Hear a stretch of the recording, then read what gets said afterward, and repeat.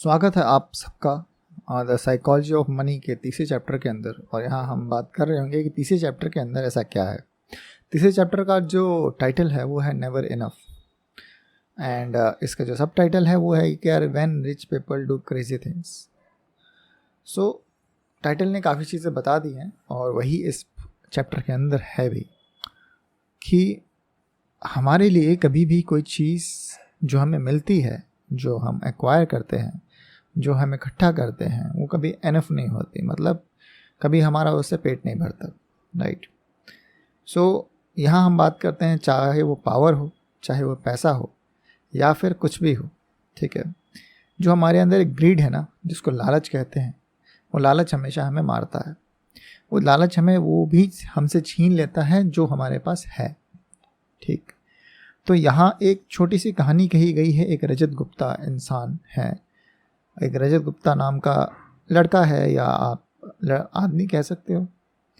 तो ये इनका जन्म कोलकाता के अंदर हुआ और ये एक बहुत ही छोटे से गांव से बिलोंग करते थे।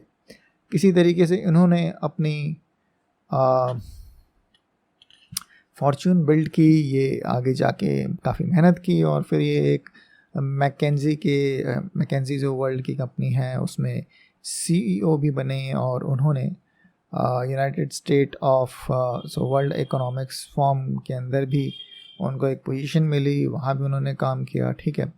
और लिटरली उन्होंने काफ़ी ज़्यादा सक्सेस पा ली, ठीक है। ये 2008 की बात है जब जो गुप्ता है वो मिलीनियर्स, उनकी जो वर्थ थी वो 100 मिलियन से भी ज़्यादा हो चुकी थी।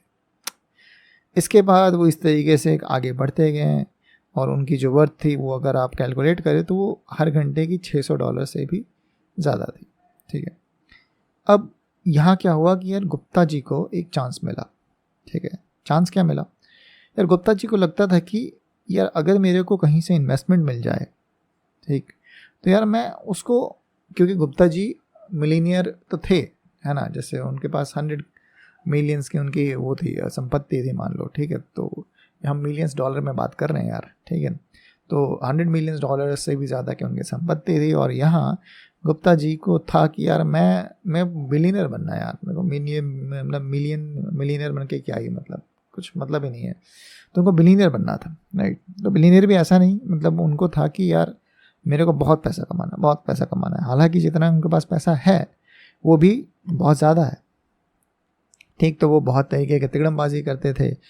तो एक बार क्या हुआ कि यार वॉरेन बफेट ने उनको बोल दिया कि चलो ठीक है मैं आपको पैसे देता हूँ, ठीक। तो पैसे दे दिए। पैसे देने के बाद यार उन्होंने क्या किया, उस मीटिंग के अंदर जहाँ ये डिसाइड हुआ कि यार ठीक है हम आपको पैसे दे रहे हैं और इतने पैसे दे रहे हैं, उन्होंने अपने एक दोस्त को कॉल लगाया और कहा कि यार ये जो शेयर है ना, शेयर मार्केट में इस शेयर पे इतने करोड़ रुपए लगा दो, ठीक है। मतलब 1-2 करोड़ की बात नहीं थी, वो 100-200 करोड़ की बात थी, ठीक है। तो लगा दो। तो इतना बोलते ही उन्होंने फ़ोन काट दिया। अब सबको समझ में आ तो चुका था कि यार ये कुछ तो गड़बड़ कर रहा है, ठीक है। अब हुआ ये कि यार जैसे ही उसने उसमें पैसे लगाए, उसका जो प्राइस था ऑल सडन, क्योंकि इतना ज़्यादा अमाउंट किसी एक शेयर में आएगा तो यार प्राइस तो बढ़ेगा, है ना।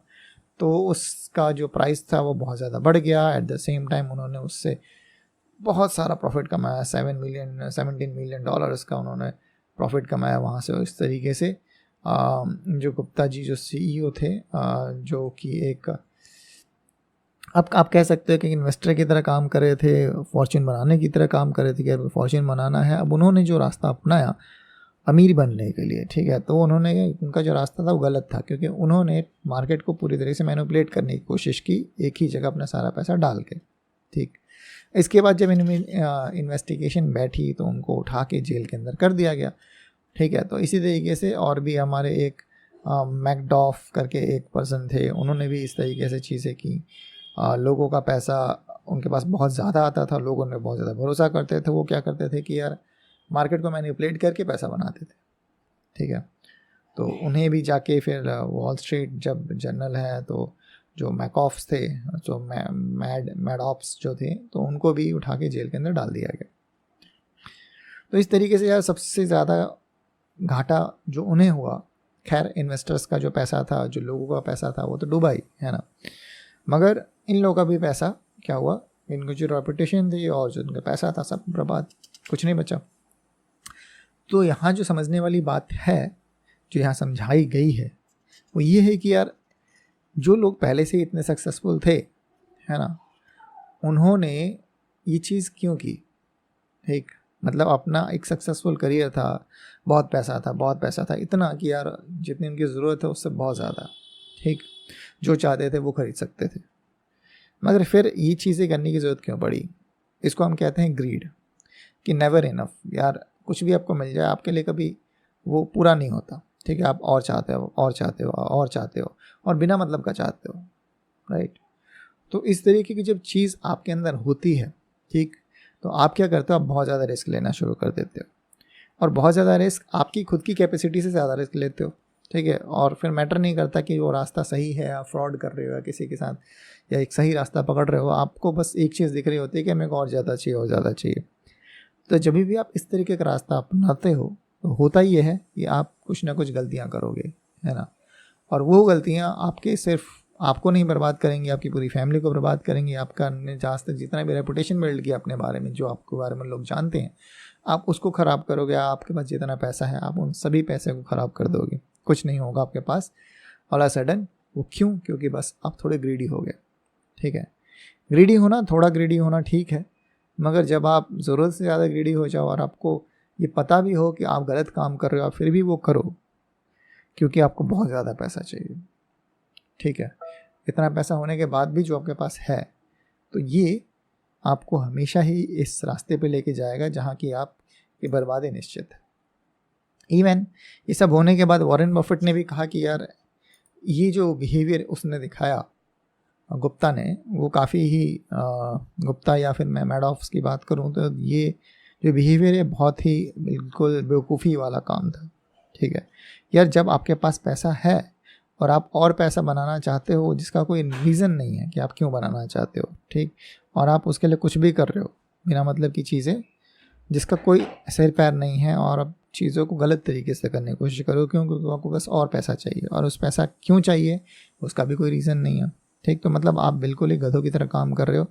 और जब आप रिस्क ले रहे हो तो रिस्क का मतलब होता है रिस्क उस तरीके से लो कि जो आपके पास है कम से कम वो बर्बाद ना हो, ठीक। तो आप इस तरीके से भी रिस्क ले रहे हो कि यार मेरे पास मेरी सारी ज़रूरतें भी पूरी हो रही हैं मगर फिर भी मेरे को और चाहिए।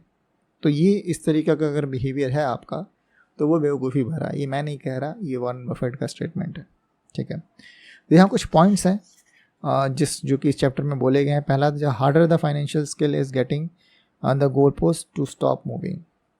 तो पहला जो पॉइंट ये कहता है कि सबसे पहले तो जो लोगों के अंदर सबसे बड़ी दिक्कत है वो ये है कि यार अगर मैंने एक गोल सेट किया है, ठीक है, यार मेरे को मान लो कि सिंपल बोलते हैं कि मान लो तुमको 50,000 रुपये कमाने महीने, ठीक है।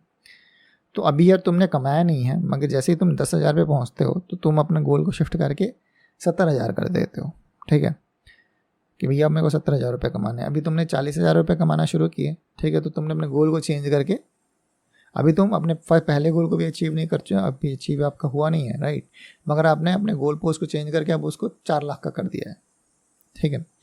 तो ये लोगों में सबसे बड़ी समस्या है, ठीक है, कि यार वो 2 कदम बढ़ते हैं और 4 कदम आगे की सोचते हैं, ठीक। ऐसा उनका कोई गोल पोस्ट जो भी उन्होंने गोल बनाया वो फिक्स नहीं रहता, ठीक है। तो जो इस तरह के बिहेवियर के साथ चलते हैं वो बहुत डेंजरस बिहेवियर है और वो हमेशा कभी ना कभी आगे जाके फंसेंगे और बहुत बुरा फंसेंगे, ठीक।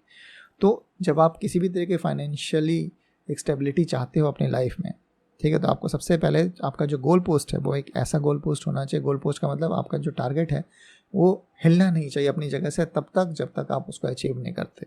जब आप उस गोल पोस्ट पे पहुंच जाओ, आपने जो पहला टारगेट सेट किया था, जब आप उस पर पहुँच जाओ उसके बाद आप दूसरा टारगेट सेट करो। तो उसके पास अब उस पॉइंट पे आने के बाद आपको पता होगा कि मेरे को जो अचीव करना था मैंने कर लिया। अब जो मैं नेक्स्ट टारगेट सेट कर रहा हूँ उसको भी मैं धीरे धीरे स्टडी तरीके से, जिस तरीके से मैंने इस टारगेट को हिट किया उसी तरीके से नेक्स्ट टारगेट को भी हिट करूँगा, ठीक।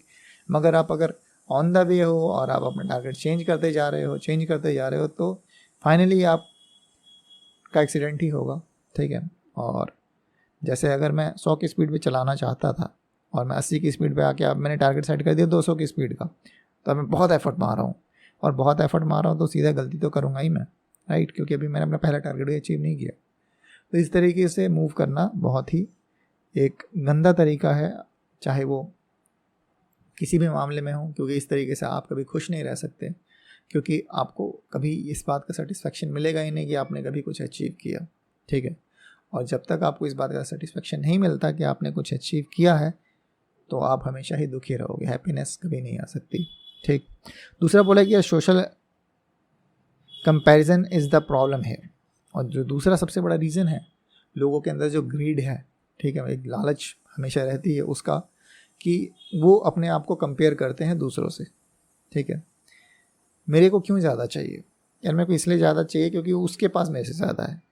मेरे को गाड़ी वो वाली चाहिए क्योंकि मेरे पड़ोसी के पास गाड़ी ये वाली आ गई है, ठीक है। और उस पड़ोसी को दूसरी गाड़ी क्यों चाहिए, क्योंकि उसके बॉस में, उसके जो ऑफिस है उसका ऑफिस में ये बंदे के पास उससे अच्छी गाड़ी है, ठीक है, उससे अच्छा घर है, उससे अच्छा ये है, ठीक है। एक बॉस है तो उस बॉस को, एक सोचो, एक कंपनी के बॉस के लिए क्या है यार, वो पूरी कंपनी का मालिक है, ठीक है, मगर उसको भी ग्रीड है, ठीक है, कि यार मेरे को इस कंपनी के पास मेरे से ज़्यादा पैसा है, ज़्यादा वर्थ है, मेरे को इस कंपनी से आगे निकलना है, ठीक। तो जो मेन जो रीज़न है वो हमें नहीं पता कि हम वो ग्रीड, हमें लगता है कि यार हमने वो गोल पोस्ट सेट किया अपने लिए, हमने अपना गोल बनाया, मगर सीन ये है कि आप कंपैरिजन के शिकार हैं, क्योंकि आप कंपेयर करते रहते हो खुद को दूसरों से, चाहे वो हर मामले में हो सकता है। आप किसी से दूसरों से अच्छा दिखने की बात कर सकते हो, किसी से फाइनेंशियली बेटर होने की बात कर सकते हो, ठीक है। तो जब आप किसी दूसरे से खुद को कंपेयर करोगे तो वहाँ सिर्फ और सिर्फ एक ही चीज़ आपके हाथ लगेगी, वो होगा दुख, वो होगा अनहैप्पीनेस। आप कभी खुश नहीं रह सकते, ठीक है। और यही वो रीज़न है, और यही रीज़न होता है ग्रीड का, लालच का, कि लालच तभी होता है जब आपको अपनी पास जो है आप उसकी वैल्यू नहीं कर सकते, आप ये देखते हो कि दूसरे के पास कितना है, ठीक है। तो ये वो दूसरा रीज़न है जिस वजह से इस तरह के बिहेवियर, लालच हमारे अंदर पनपता है। तीसरा जो रीज़न है वो ये है कि यार हमारे लिए कभी भी इनफ नहीं आता, मतलब हमारे लिए कभी भी वो स्टेज नहीं आ पाती जो कि हम कह देंगे कि यार ये हमारे लिए काफ़ी है, ठीक है। और वो इसलिए क्योंकि हम अपने लिए वो काफ़ी डिसाइड ही नहीं करते कभी कि काफ़ी मतलब क्या, ठीक। सबसे पहले वो ज़रूरी है कि आप अपने लिए वो काफ़ी डिफ़ाइन करो कि यार मेरे लिए कितना काफ़ी है, मेरी जीवन के लिए, या फिर मैं जो भी अपने लाइफ में अचीव करना चाहता हूँ, ख़रीदना चाहता हूँ, उसके लिए कितना काफ़ी है, ठीक। अब रजत गुप्ता के केस में भी, या फिर हम मैकऑफ के केस में बर्लिन मैकऑफ्स की बात करें, ठीक, तो या फिर इस तरीके के आपको लाखों एग्जाम्पल मिल जाएंगे, ठीक है। तो उनके बिजनेस का, उनका इन्वेस्टमेंट का ख़त्म होने का कारण क्या है? यही कारण है कि यार उन्होंने कभी अपना ये सेट नहीं किया कि कितना चाहिए, जब इसके बाद मैं सक्सेसफुल मान लूँगा खुद को और मैं अपनी एक अच्छी लाइफ जी सकता हूँ, ठीक है। तो वो जब तक आपका कितना डिफाइन नहीं करोगे आप, तब तक के लिए आपको कुछ भी मिल जाए हमेशा आपके लिए कम ही रहने वाला है, ठीक है। तो ये एक तीसरा लेसन है जो कि आपको यहाँ से समझना चाहिए, और आपको शुरुआत करने से पहले ही ये बात डिसाइड करनी चाहिए कि कितना आपके लिए कितना है जो ज़रूरत है आपको, ठीक है, ताकि आप उसको अचीव करो और आपको पता हो कि इतना इनफ है, ठीक है, इससे ज़्यादा नहीं चाहिए, ठीक। इससे ज़्यादा मिलेगा ये नहीं है कि आपको नहीं मिलेगा, मगर वो एक अच्छे दिमाग के साथ आपको मिलेगा, आप कुछ गलत हरकतें नहीं करोगे उन चीज़ों के लिए, ठीक है।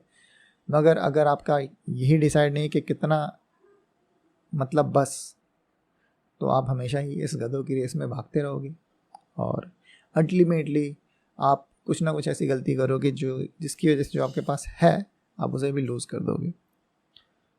और चौथी चीज़ जो कही गई है कि यार जब आप किसी भी चीज़ के पीछे भागो, अपने गोल्स बनाओ, तो इस चीज़ का ज़रूर ध्यान रखो कि कुछ चीज़ें ऐसी हैं जो आप कॉम्प्रोमाइज़ ना करें अपनी लाइफ में, जब आप अपने गोल्स, अपने फाइनेंशियल स्टेटस के पीछे भाग रहे हो, ठीक है। उनमें से कुछ चीज़ है जो आपकी सेल्फ वैल्यू है, आपकी जो रेपुटेशन है, ठीक है, चाहे दूसरों की नज़र में हो, चाहे आपकी खुद की नज़र में हो, आप उसको हार्म मत करो। आप अपने फ्रीडम को, जो आपके पास इंडिपेंडेंस है, ठीक है, आप उसको हार्म मत करो, उसको खतरे में डाल के उसके साथ कॉम्प्रोमाइज़ मत करो।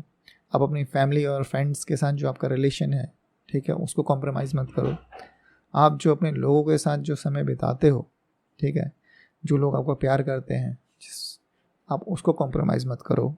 आपके जीवन में जो हैप्पीनेस है, जो खुशी है, आप अपनी खुशी को मार के अगर कुछ अचीव कर भी लोगे तो उसकी कोई वैल्यू नहीं है, ठीक है। क्योंकि अगर आपने कुछ अचीव भी कर लिया और आप ही खुश नहीं हो तो उस खुशी का कोई मतलब नहीं होता, ठीक है।